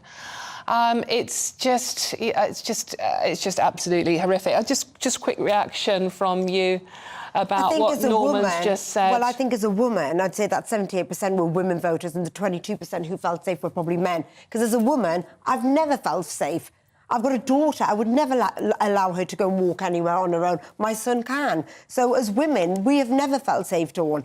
Danny, you probably do feel Although safe. statistically, men are more likely to be a victim of violent crime on the streets than women. Yeah, I wouldn't feel safe walking in certain boroughs of London, for example. Where I live in leafy Royal Leamington Spa and Warwick, I can walk around any time of the day. Norman reminded me about Theresa May's disgraceful decision in hindsight to get rid of 20,000 and he reminded me also about the backroom staff. So Boris Johnson's got 15,000, that was his pledge when he on his manifesto. So we need another 5,000 to get back to the disastrous decision from Theresa May. Yeah. And Norman says we need another 20,000 on top of that. Wow. Right, we have to move on now to sadly not another happy subject. The Ukraine. Ukrainian officials are urging residents to evacuate from the city of Kherson as Russian forces stepped up mortar and artillery attacks on the recently liberated southern Ukrainian city. civilian infrastructure. And let's just keep thinking, these are just ordinary towns and cities like we have here, by the way. They're not military targets. The civilian infrastructure came under fire throughout the country, with Ukraine saying this morning that 120 missiles had struck from air and sea. I'm now joined by Robin Horsfall, former SAS soldier and author. Robin, thank you so much for joining us this morning. If you could just bring us up to speed on what is happening overnight and what's happened this morning in the Ukraine.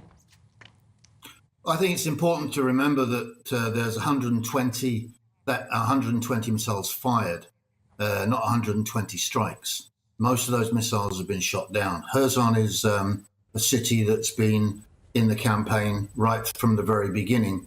The population's been reduced there quite dramatically.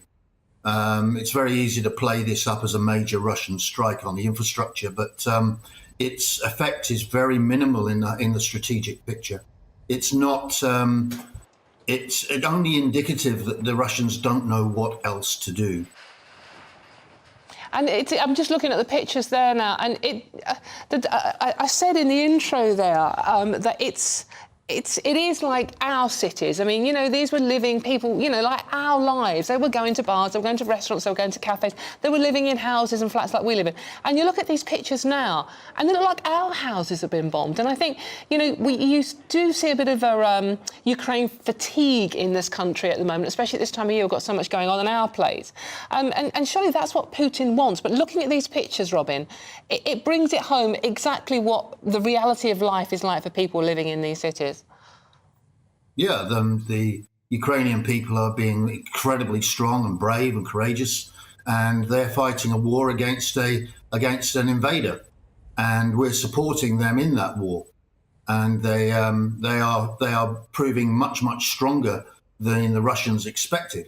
Vladimir Putin is now like the bully that has confronted his opponent, and now he's walked to the other side of the street and started to throw stones because he doesn't know what else to do. And he's telling you he'll be back later with his mates. But he's losing this war militarily and economically.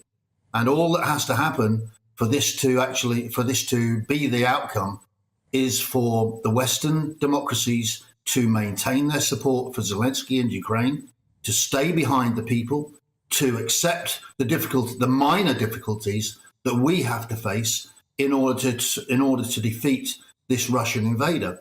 And if we do not defeat them, it's only going to be a matter of time before he takes courage from whatever gains he makes and comes back again. It's frightening stuff. It's 309 days of this conflict now. That's Robin Horsfall, former SAS soldier and author. Thank you so much for joining us this morning. And obviously thoughts with all those people that are living in those appalling conditions, you know, especially at this time of year. It seems so more poignant. Coming up, if you dream of becoming a homeowner in 2023, you might just be in luck. But there's a catch to falling house prices, and we'll break that down after this.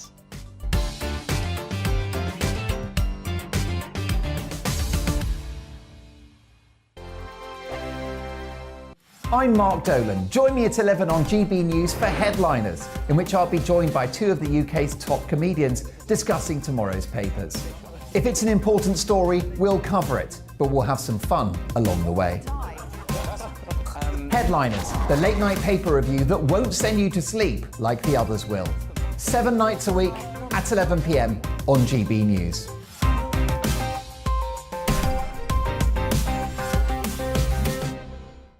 Monday to Thursday nights on GB News. At 6, it's Dubes & Co. 7 o'clock, Farage. At 8, join Mark Stein. And at 9, Dan Wootton Tonight, followed by Headliners. On TV, radio and online. This is GB News. Monday to Thursday, 9 p.m. till 11 p.m. Join me, Dan Wootton. I'll bring you the sharpest takes and hottest debates. Do you not believe in prison? I don't believe in prisons. I'm completely stunned. I guarantee you there'll be no spin, no bias, no censorship. I actually was personally quite offended by it. And no reason to go to bed. So I guess they've always been quite woke. That's Dan Wootton Tonight on TV, radio and online. Monday to Thursday from 9 p.m. till 11 p.m. on GB News. The People's Channel, Britain's news channel. Join me, Lawrence Fox, on GB News. Frank, fun, fearless, and sometimes serious. Much as I love a Friday night punch-up, what I really want is a battle of ideas. I want to look at things differently. I want to hear different voices and engage with your unique experiences. Every Friday at 7 p.m. on GB News. Hello, I'm Esther McVeigh. And I'm Philip Davis. Whether you're watching or listening on TV, online or on radio, we handpick the latest stories, debates and expert opinions for your weekend. So whether that's politics, news or showbiz, we've got it covered. Join us every Saturday morning at 10 o'clock on GB News. Join me every Sunday at 6 p.m. for Gloria Meets. In exclusive interviews, I'll be finding out who our politicians really are and what they really think. It's something that you would never want anyone to suffer. I didn't know what channels there were. I didn't think I'd be believed. I must have weighed about 7 stone and I'm 5'8". My instincts was to sort of cover this up. I mean, clearly that was a mistake. Join me every Sunday at 6 p.m. on GB News, the People's Channel, Britain's news channel. Hello there, it's Eamon Holmes here from Breakfast on GB News. We're not just on your television and your screens, you know. We're on DAB plus digital radio, so you can listen to your favourite shows on the move. If you've not yet listened to GB News Radio, it's very simple. We're on your radio player and TuneIn apps, on your smart speaker, phone or tablet, or online at gbnews.uk. Take us with you wherever you go. GB News Radio. You never have to miss a moment of the People's Channel.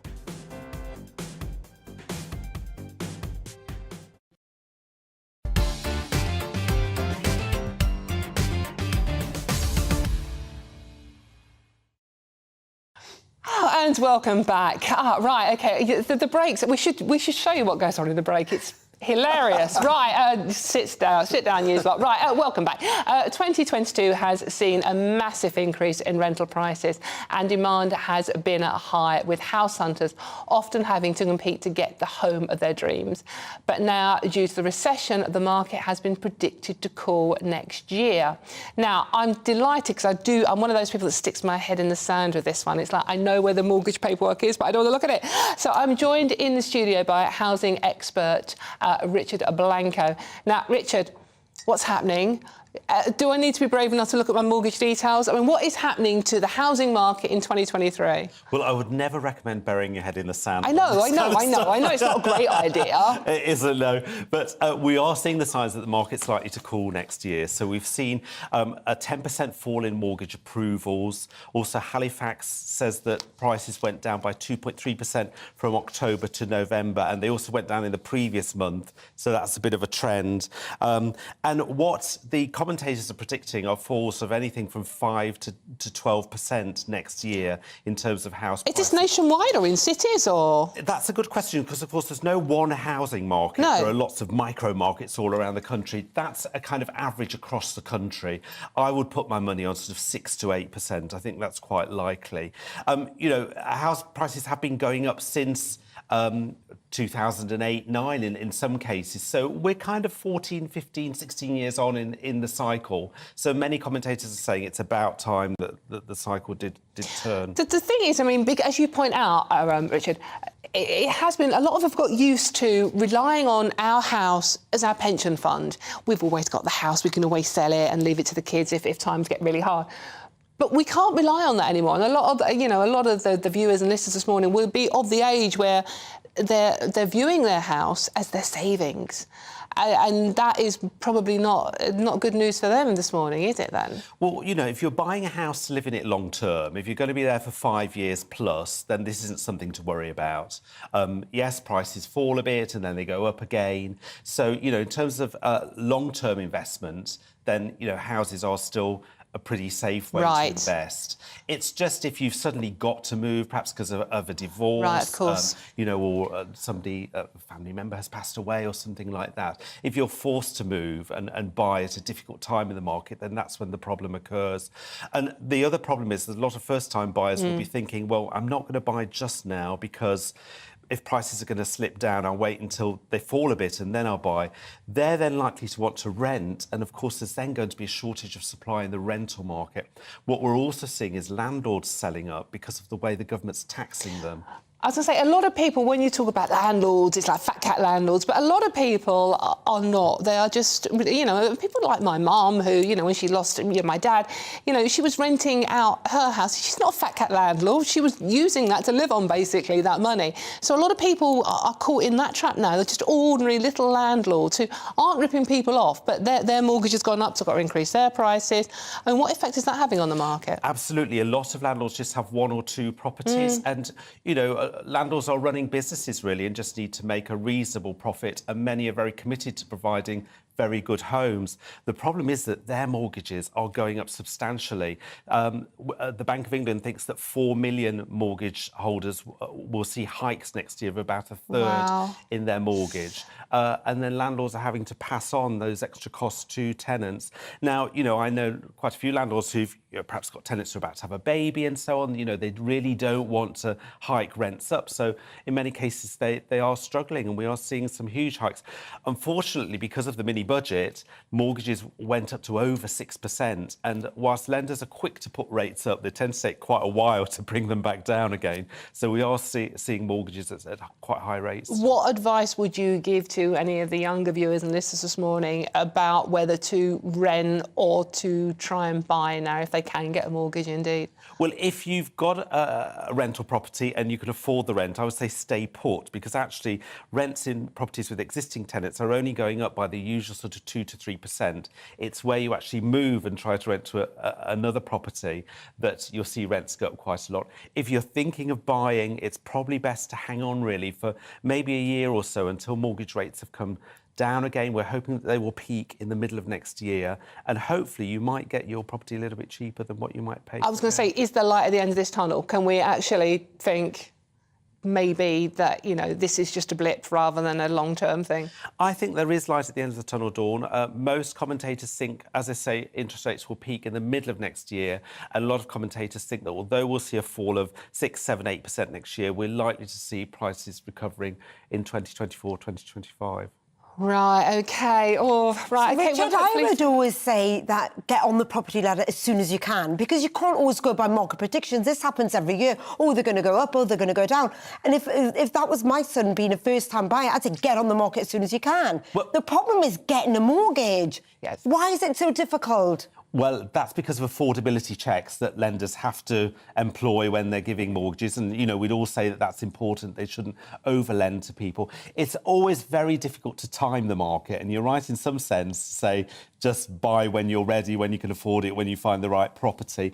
But, you know, if all the indicators do seem to be suggesting a fall in prices next year, I would say why not hang on and get a bit of a bargain? It's always worth looking at auctions as well, because they are the place to see what's really, really happening in the market. It always happens there first. OK. Be brave, right, and don't stick your head in the sand. It's really not a good idea. I've just been told off. Thank you very much for joining us this morning, pleasure. Richard. Right, now, after the break, oh, my God, this just carries on, this programme. It carries on giving. Should we bring back Boris? Yes, that one. We'll look at the former Prime Minister's tumultuous year, I can't even say the word, after the latest headlines with Rhiannon.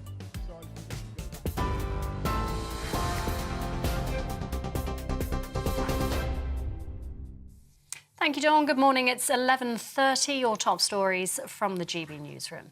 The government says there are no plans to introduce mandatory COVID tests for visitors from China. Beijing announced it would reopen borders next week, and the country's ongoing COVID surge has sparked concern. China's reporting around 5,000 cases a day, but analysts claim numbers are being undercounted. The US has become the latest country to impose mandatory testing on travellers from China. Ukraine's military says it's shot down 54 of the 69 missiles fired by Russia in the latest wave of strikes. Air raid sirens were heard across the country, including in the capital, Kyiv. 90% of the western city of Lviv is reported to be without power, affecting public transport and water supplies. A third man has been arrested on suspicion of the murder of 23-year-old Cody Fisher. The non-league footballer was stabbed to death in a Birmingham nightclub on Boxing Day. West Midlands Police says a 22-year-old man has been detained in London. 4 others have been arrested on suspicion of assisting an offender. Police say a third arrest has been made in connection with the fatal shooting of Elle Edwards, killed outside a pub in Wirral on Christmas Eve. Merseyside Police says a 31-year-old man from Tranmere has been arrested on suspicion of conspiracy to murder. Another man and woman are still being questioned by officers. The deadly storm that's been sweeping across North America has killed at least 69 people, according to local media, and it's now bringing wet and windy weather to the UK. The Met Office says the knock-on effect of the bomb cyclone will be spells of unsettled weather over the next 7 to 10 days. It's issued a yellow alert for heavy rain tomorrow for much of Scotland, warning of flooding and travel disruption. TV, online and DAB Plus radio, this is GB News. Don't go anywhere. Dawn will be back in just a moment.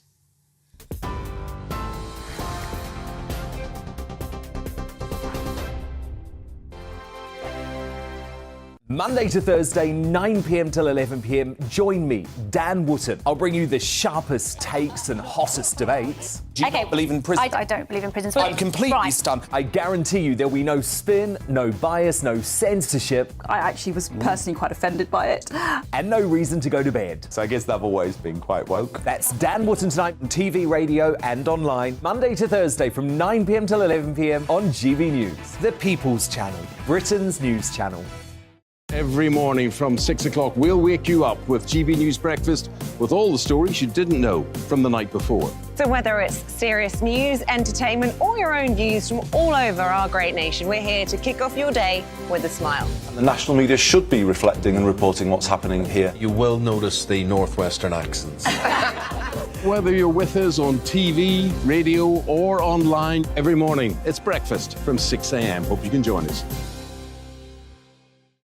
Join me every Sunday at 6 p.m. for Gloria Meets. In exclusive interviews, I'll be finding out who our politicians really are and what they really think. It's something that you would never want anyone to suffer. I didn't know what channels there were. B, I didn't think I'd be believed. I must have weighed about 7 stone and I'm 5'8". My instincts was to sort of cover this up. I mean, clearly that was a mistake. Join me every Sunday at 6 p.m. on GB News, the People's Channel, Britain's news channel. Hello there, it's Eamon Holmes here from Breakfast on GB News. We're not just on your television and your screens, you know. We're on DAB Plus digital radio, so you can listen to your favourite shows on the move. If you've not yet listened to GB News Radio, it's very simple. We're on your radio player and TuneIn apps, on your smart speaker, phone or tablet, or online at gbnews.uk. Take us with you wherever you go. GB News Radio. You never have to miss a moment of the People's Channel.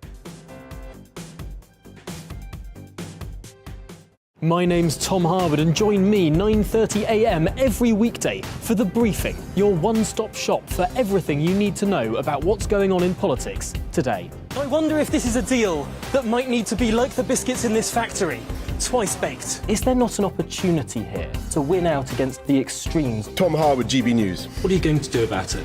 Things should have been done differently, and they certainly are being done differently. Don't miss it. The Briefing with me, Tom Harwood, 9:30 Monday to Friday on GB News. Hello, I'm Simon Evans. Join me on GB News for Headliners at 11 p.m, where I'll be joined by 2 of the country's top comedians as we take a look at tomorrow's newspapers tonight.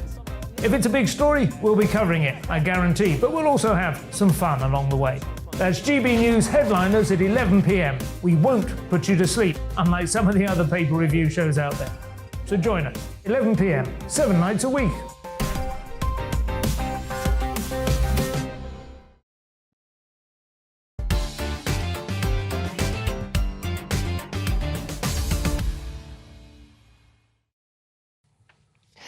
Boris Johnson is arguably, actually there's no argument, is there, one of the most divisive prime ministers in recent history, but is also undoubtedly one of the most popular. Even after Partygate and this summer's mass exodus of Tory MPs saw him ousted from Downing Street under a cloud and with some lovely wallpaper. According to a new poll of Conservative members, he remains more popular than his successor, the latest one, that's Rishi Sunak. And our political reporter, Catherine Forster, has been investigating this phenomenon and having a look at Boris Johnson's 2022, lucky her. As a warning, there are flashing images and Boris Johnson coming up now. Just 2 years earlier, Johnson had won an 80-seat majority on his promise to get Brexit done. But 2022 began badly. The latest Partygate revelation was the most shocking yet. Number 10 staff had partied with suitcases of wine the night before the Queen sat alone at Prince Philip's funeral. The Prime Minister apologised to Her Majesty for the behaviour of his staff. Tory grandee David Davis was scathing. You have sat there too long for all the good you have done. In the name of God, go. Partygate took a back seat when Russia invaded Ukraine in February, and Johnson led the West's response in offering strong support to Volodymyr Zelensky. How are you? In Ukraine, the beleaguered British Prime Minister became a hero. Back home, in April, he was fined by police for breaking lockdown rules by attending a brief birthday gathering in June 2020. Today, I've received a fixed penalty notice from the Metropolitan Police. Let me say immediately that I've paid the fine and I once again offer a full apology. In May, Sue Gray's long-awaited report into lockdown gatherings was finally published. It was damning. The Conservatives did terribly in local elections and lost by-elections both to Labour and the Lib Dems. Many Tory MPs had had enough. A confidence vote followed on the 6th of June. I can announce that the Parliamentary Party does have confidence. An uneasy truce ensued until Deputy Chief Whip Chris Pincher was suspended for sexual misconduct, and Downing Street's ever-changing recollections of what Johnson had known and when became too much for MPs to bear. Health Secretary Sajid Javid resigned first, followed minutes later by Chancellor Rishi Sunak. The following day, ministers resigned faster than Johnson could replace them. On July the 7th, he admitted defeat. And I want you to know how sad I am to be giving up the best job in the world. But them's the breaks. He channeled Arnold Schwarzenegger in his final PMQs. Hasta la vista, baby. Thank you. Come September, he met the Queen and in his final speech obliquely hinted at a possible return. Like Cincinnatus, I am returning to my plough. Cincinnatus was a Roman general who returned to office in his country's hour of need. Later, Liz Truss's premiership had imploded and the Conservative Party needed another leader fast. It couldn't be Johnson, could it? As the calls to bring back Boris grew, he raced back from his Caribbean holiday and hit the phones. He and the favourite Sunak met, but on the Sunday night, Johnson announced it was not the right time and withdrew. Since then, he's joined rebellions on onshore wind and says he will fight the next election. Johnson has made over £1 million for just 4 speeches. Analysts say he could make $5 million a year. Some comfort, perhaps, for the man who wanted to be world king. Catherine Forster, GB News. Right, well, that was what we call in the trade Boris Johnson's package, and I'm just leaving that one there with you. I said I was not going to make that joke, and I just did. Sorry, Mum. Right, OK, let's hear from our wonderful panel on this one, Narendra Kaur and Danny Kelly are still with me. I know it's a bit of a shock. What do you think? I think he's a liar. If he was still here, would he win the next election for the Tories? Probably, because that's how silly this British public are in loving this big personality. She doesn't he necessarily lied to the Queen, he lied to Parliament, he lied to the British public, and yet they still want him. What lie did he tell to the British public? He told loads of lies. Didn't he get done in Parliament for some kind of thing where he lied in Parliament? And he prorogued Parliament. That's it. Yeah, but what lie did he tell? How is that correct? I'm not saying it's not correct, but illegal. You're saying he lied to the British public. He did lie to the British public. Name one of his lies. Well, he lied. He did. There were so many lies. I can't even come up with so many of them. He lied to the Queen. There's too many. I can't think at the top of my head. He's a lying fool. Well, you can't demonstrate he's a liar. I've asked you a number of times, multiple times he's lied to the public. Well, I'll get back to you about that. Dawn, when has he lied? He's lied loads of times. The critics... He has lied. Boris Johnson's critics always say he's a liar. So, but you do know he's lied. You can't say he hasn't. No, I'm asking you for one of his lies. I don't think he's lied to the British public. I think that he's maybe been overly ambitious with the British public and he's overstretched what potentially he could can have achieve. been the truth. No, but what, he is the Prime Minister. He's meant to not overstretch. He's meant to not be... He would be a great timeshare salesman. Yeah, but he shouldn't be Prime Minister. That doesn't mean he's a liar. But as a Prime Minister, we have to have actual truths and facts, not overstretching anything. Well, that's a fair point. Just in Boris's defence, I don't often say and this. His package. He is, and his package. Thank you, Narinda. He is actually still under investigation over whether he deliberately misled Parliament. That hasn't been concluded But that's yet. not a lie to the British public. I didn't say it was a lie. I just said it was deliberately misleading. He's a lying, blubbering fool. But with a good package. Ladies! She said that. She said that, not me. I'm going to move on now. You said the rise and fall. The rise. And fall. And fall. Right, OK, moving swiftly on. This morning, I'm going to kill Narinda in a minute. I'm asking if you feel safe on Britain's streets. There's a poll running on our GB News Twitter, over 2,000 votes and counting. 79% of you say, no, you don't feel safe, which is really sad, and 21% of you say, yes, you do. And here's what you have to say.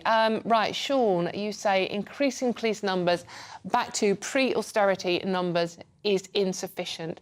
The population has increased and crime has increased. We need more police, more prisons, more deterrent sentences. Without these, we have lost. Exactly what Norman said earlier on, wasn't it? Meanwhile, Lorraine says laws need to change in many ways. Less paperwork for police, more police on the streets, police knowing their own laws, and more police and more people are getting locked up for crimes, not speech. Right, well, gosh, a lot of people agreeing with everything our experts have said on that one as well. And it's more coppers, basically, more criminals being nicked. Let's move on. Let's talk about the weather, shall we? Because we're British, we do. 2022 will be the UK's warmest year on record, and the Met Office say the figures lay bare the climate crisis unfolding before us. The annual average temperature across the country this year is set to exceed the previous record set in 2014. I'm joined now by our southwest of England reporter, Jeff Moody, for more. Good morning. It looks lovely and warm and sunny there, Jeff. Good morning, Jeff. How is it in Exeter today? It looks fabulous, and it's indeed quite fabulous in London as well.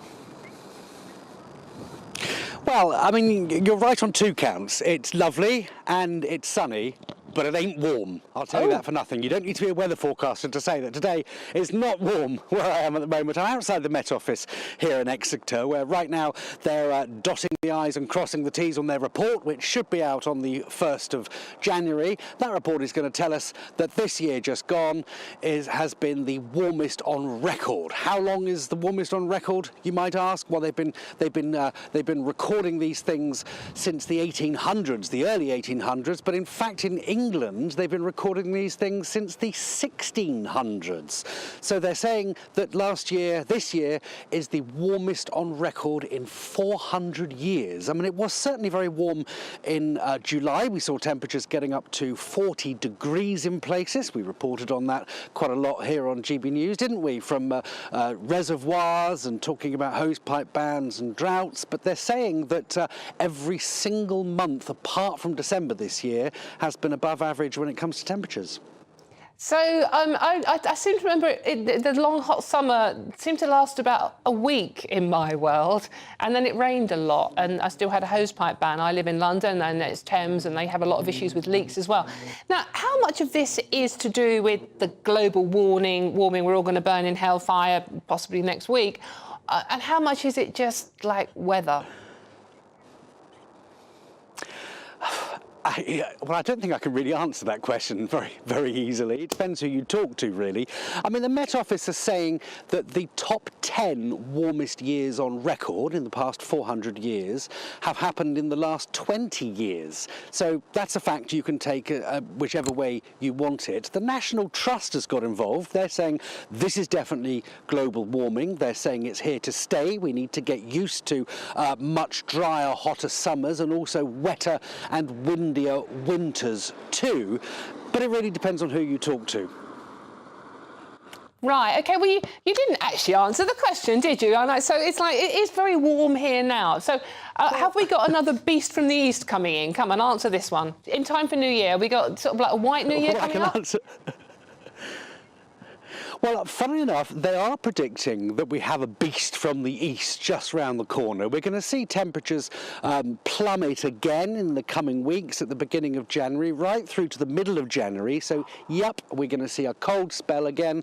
But the Met Office is keen to point out that even though they're saying this is to do with global warming towards climate change, it doesn't necessarily follow that every single year will be hotter than the last year. But they are saying that 2023 will be considerably warmer than 2022. So probably this time next year, I'll be standing on this very spot, just as cold, telling you that we've had the hottest year on record. Yellow grass. Jeff, the sun obviously didn't get your message, just gone in and you sound, it looks like grey and miserable now. Thank you so much for joining us, Jeff Moody, thank you. And thanks for not answering my questions. Right, OK, now, as 2023 approaches, experts have issued a warning against the new year, new me mentality. Oh, come on, we give up everything that's fun, don't we? Booze, food, we take up running, learning a foreign language, etc., etc.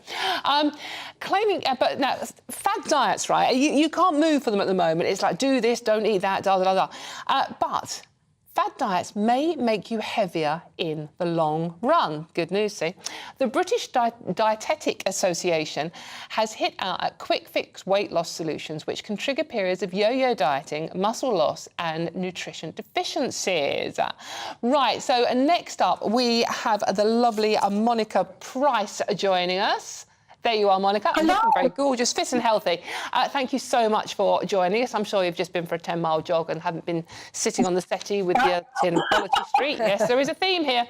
Right, so now you are going to advise us all on how to achieve our New Year goals responsibly and healthily. Yes. Go for it, Monica. Yes. OK, fine. Hello, Dawn and everybody there in your studio this morning.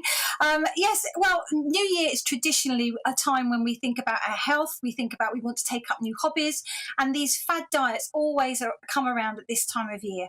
But as this recent announcement from the British Dietetic Association said, you know, the fad diets that we have are not good for you. Yes, they're going to make you lose weight, absolutely, because the restricted calories are usually down to around 1,000 calories a day, as opposed to 2,500 calories a day. So there's no doubt they're going to make you lose weight, but it's an unrealistic target, because what happens, Dawn, is when you come off of these diets, perhaps after a week or 2 weeks of doing this diet, you're then going to start eating your normal pattern that you always do, and the weight will slowly creep on. So in itself, you're setting yourself up to fail. So that's why they've linked it to mental health, because you know, the recent NHS digital survey on the mental health of children and young adults and young people in the UK, you know, there's an alarming rise now of mental health issues, and food is very much connected to that.